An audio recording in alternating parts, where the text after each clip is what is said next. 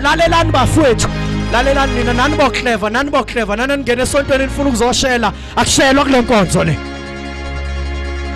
Nani nize esontweni ngoba njaha abafana abagqoka kickboboza nabafana abafaka amasudu amahle.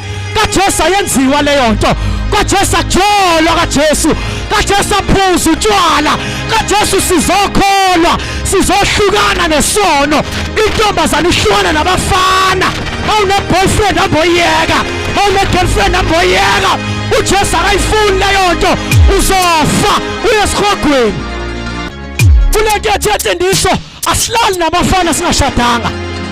Kulento yensindiso asibaphekela abafana ema-restaurant sihlala khona.